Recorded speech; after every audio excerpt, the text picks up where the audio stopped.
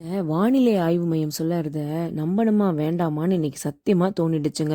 புயல் அப்படியே போயிடுச்சுன்னு எல்லாம் சொன்னாங்க. பட் மார்னிங்ல இருந்தே விடாம மழை பெய்துட்டு இருந்தது. எப்படியாச்சும் வீட்டுக்கு போனா போதும்னு ஆயிடுச்சு. வர்ற வழியில ரோடு ஃபுல்லா தண்ணி வேற பெருக்கெடுத்து ஓடிச்சா ஒரு வழியா வீட்டுக்கு வந்துட்டோம்.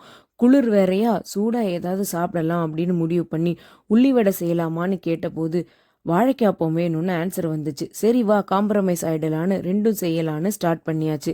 இது ஸ்நாக்ஸுக்கு இல்லைங்க, டின்னருக்கு. இதையா டின்னருக்கு சாப்பிடுவேன்னு நீங்கள் யோசிக்கிறது எனக்கு புரியுது. பட் நாங்கள் கொஞ்சம் அப்படிதான்.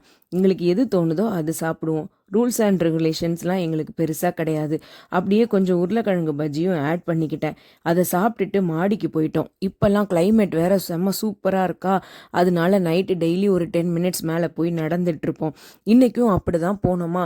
பட் மழை பெய்துட்டு இருந்தது. செம்ம குளிர் வேற. உடம்பு முடியாமல் போனால் யாரும் இல்லைடா வா ஓடிடலான்னு ஓடிட்டோம். இனி ஸ்லீப் டைம் தான்.